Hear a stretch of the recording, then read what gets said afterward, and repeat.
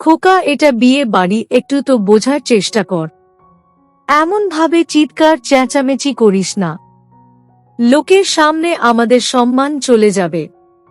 আমার কথাটা শেষ হতেই আমার ছেলে দিশান আমাকে বলল, তাহলে আমি যেটা খেতে চাইছি আমাকে তা খেতে কেন দিচ্ছেন না? দাদাকে তো ঠিক দিয়েছেন। আমি খেতে চেয়েছি বলে এখন দোষ হয়ে গেল। আমি আমার ছেলের কথাটা শুনে কি বলবো তাই ভেবে পাচ্ছি না। আমার ছেলে দিশান সব সময় এমনভাবেই বায়না করতে থাকে। আমি আমার ছেলে দিশানকে কিছু বলতে যাব তার আগেই আমার শ্বশুর বাবা আমার কাছে এসে বললেন, কি হয়েছে বৌমা? আমার দাদু ভাই যখন খেতে চাইছে ওকে খেতে দাও, সমস্যা নেই তো কোনো। আমি আমার শ্বশুর বাবার কথাটা শুনে মুচকি হেসে বললাম, বাবা আপনিও না, দেখছি আমি কি আছে, আপনি গিয়ে বিশ্রাম করুন। আমার কথাটা শুনে আমার শ্বশুর বাবা মুচকি হেসে চলে গেলেন ঘরের বাহিরে।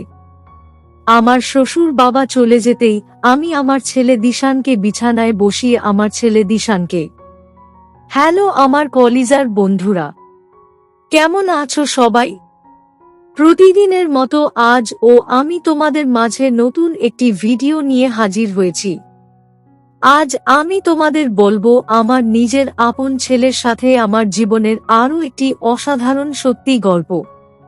আমি জানি এমন গল্প হয়তো তোমরা এর আগে কখনো শোনোনি।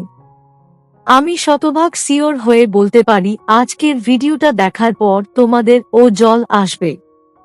তাই তোমাদের অনুরোধ করছি সম্পূর্ণ ভিডিওটি দেখার। তো বেশি কথা না বলে চলো গল্প ফিরে যাই। আমার নাম দিশানী চৌধুরী। আমি ৩৭ বছর বয়সী একজন মধ্যবয়সী নারী। আমার গায়ের রং উজ্জ্বল ফর্সা বর্ণের। আর এই কারণেই আমার শ্বশুর বাবা আমাকে প্রথমবার দেখেই তার ভীষণ পছন্দ হয়ে যায়। আর তিনি আমার বাবার কাছে আবদার করেন ওনার ছেলের সাথে আমার বিয়ের বিষয়ে।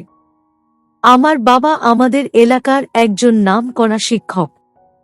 আর আমার শ্বশুর বাবা এই এলাকার একজন গণ্যমান্য ব্যক্তি। ওনার ছেলের সাথে আমার বিয়ের প্রস্তাব পেয়ে আমার বাবা আর দ্বিমত করেনি।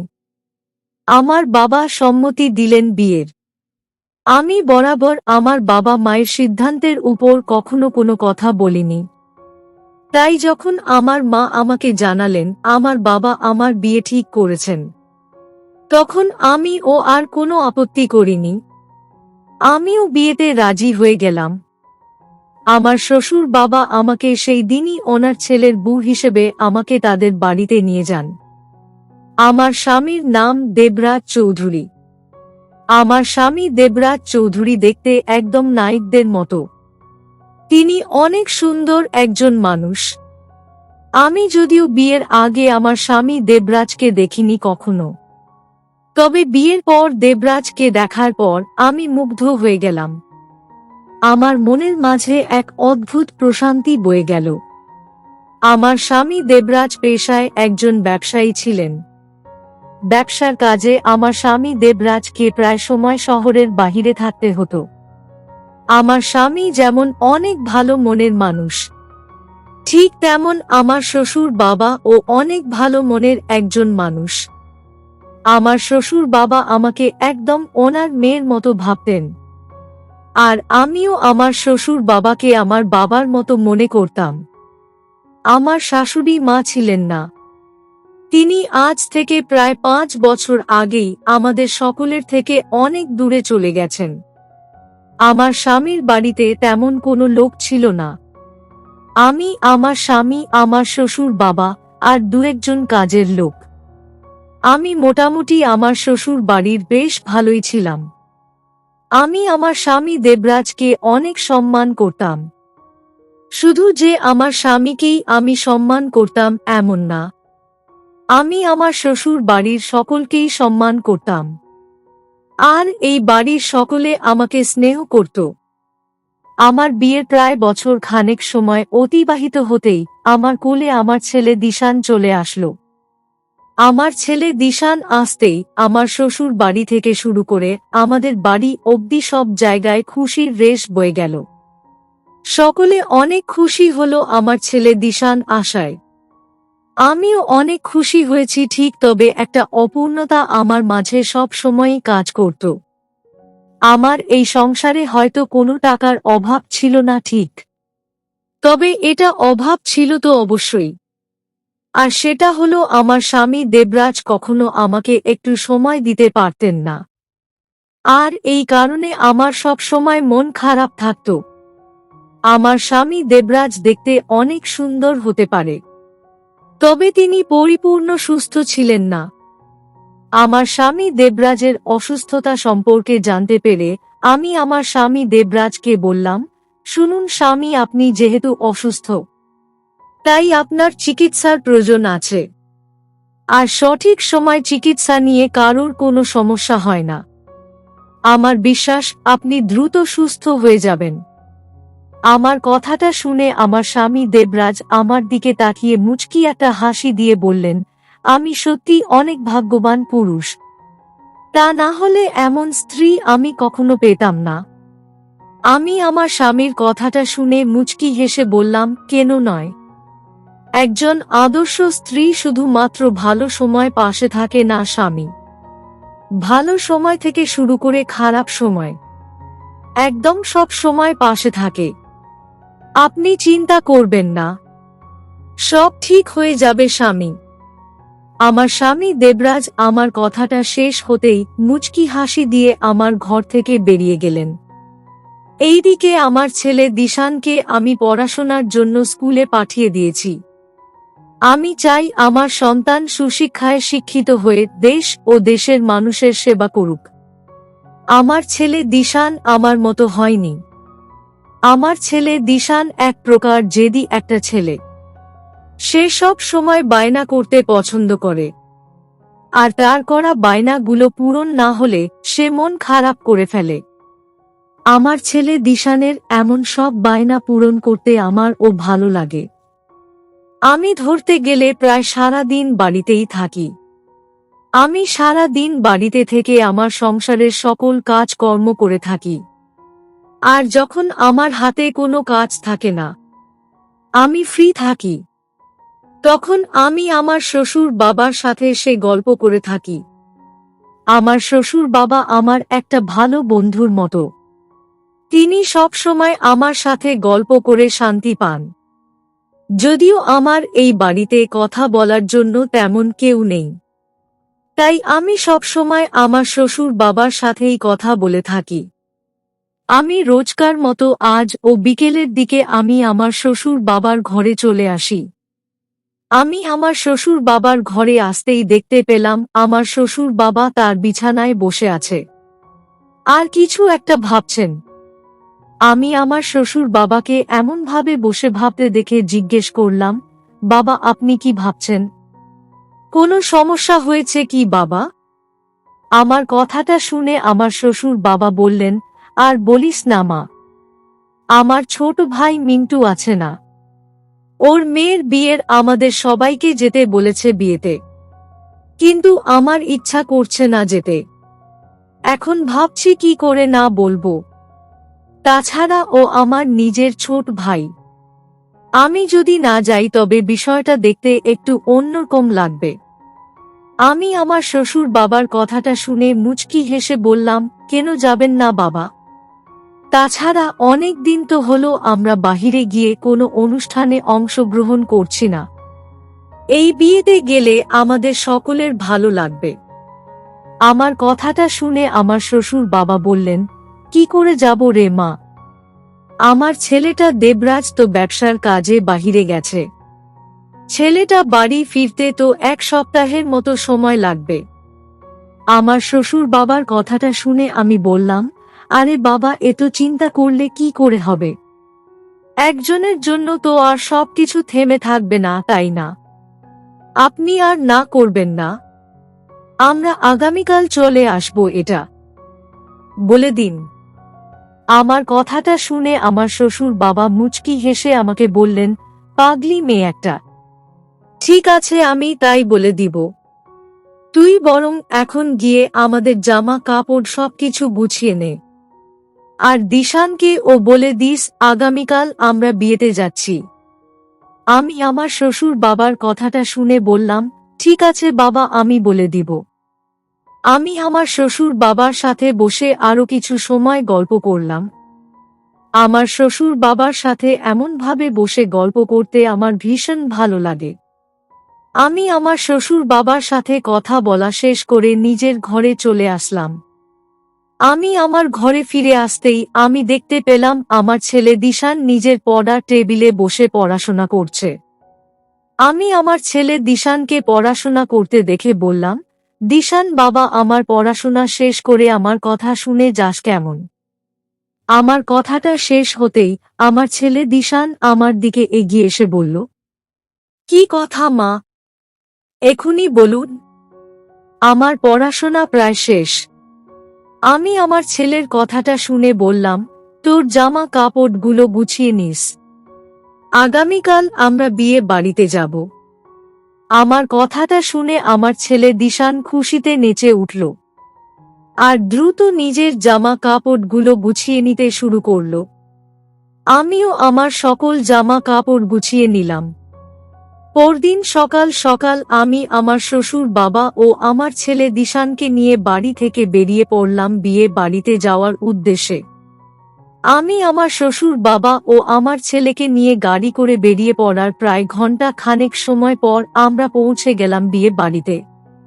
আমি আমার ছেলে ও শ্বশুর বাবাকে নিয়ে বিয়ে বাড়িতে এসে পৌঁছে যেতেই আমাদেরকে সবাই অনেক সম্মান দিয়ে বাড়িতে বরণ করল। আমি অনেক খুশি এই লোকগুলোকে এত দিন পর এখানে পেয়ে। আমি সকলের সাথে মন খুলে কথা বলতে শুরু করলাম। আমার বেশ ভালোই লাগছিল সকলের সাথে কথা বলে। আমার ছেলে দিশান আমার পাশেই দাঁড়িয়েছিল বেশ কিছু সময়, অতঃপর দিশান চলে গেল বাড়ির অন্য সকলের সাথে আড্ডা দিতে। আমি যদিও দিশানের জন্য খানিক চিন্তিত ছিলাম, কারণ আমার ছেলে দিশান একদমই মন ভোলা। এক জায়গায় বসলে অন্য সকল কথা সে ভুলে যায়। আমার ছেলে দিশান সকলের সাথে আড্ডা দিতে চলে যাওয়া পর আমি একটু ফ্রেশ হয়ে নিতে চলে গেলাম গেস্ট রুমে। আমি গেস্ট রুমে গিয়ে ফ্রেশ হয়ে খানিক সময় বিশ্রাম নিলাম। আমি বিশ্রাম নিয়ে কিছু সময় পর নাস্তা করে ফেললাম। আমি নাস্তা শেষ করে আমার চাচা শ্বশুর বাড়ির লোকদের সাথে আড্ডা দিলাম। বিয়ে বাড়িতে অনেক লোক এসেছে, সকলের সাথেই দেখা হচ্ছে আমার।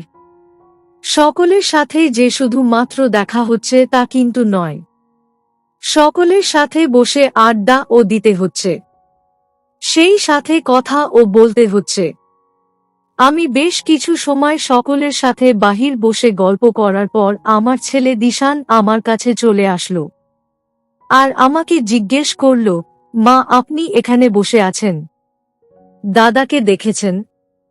আমি আমার ছেলে দিশানের প্রশ্নের জবাবে বললাম, না তো খোকা, তোর দাদাকে তো অনেক সময় হলো দেখছি না, আছে হয়তো এদিকেই। কেন বাবা? দিশান বলল, না এমনিতেই। মা, আমার ক্ষুধা পেয়েছে, কিছু খাবার দিন মা। আমি আমার ছেলে দিশানের কথাটা শুনে মুচকি হেস বললাম, খোকা, এটা বিয়ে বাড়ি, তুই দেখ কোথায় খাবার রাখা আছে, সেখান থেকে নিয়ে নে। আমি একটু কথা বলছি তো বাবা। আমার কথাটা শুনে আমার ছেলে দিশান বলল, ঠিক আছে মা। আমার ছেলে দিশান আর কিছু বলল না।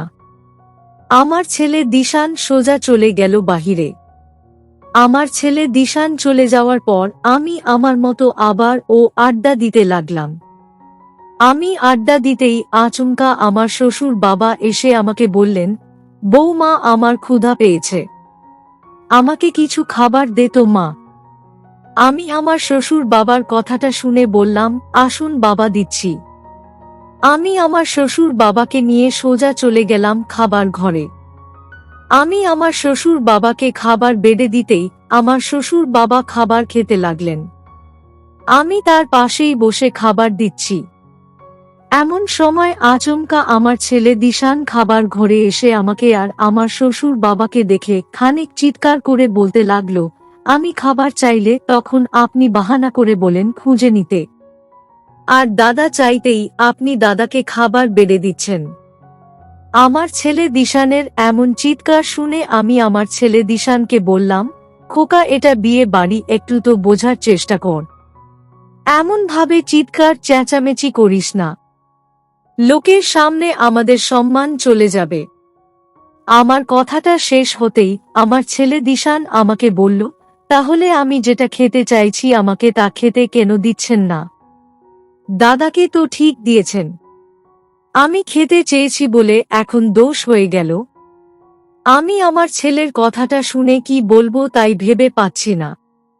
আমার ছেলে দিশান সব সময় এমনভাবেই বায়না করতে থাকে। আমি আমার ছেলে দিশানকে কিছু বলতে যাব তার আগেই আমার শ্বশুর বাবা আমার কাছে এসে বললেন, কি হয়েছে বৌমা?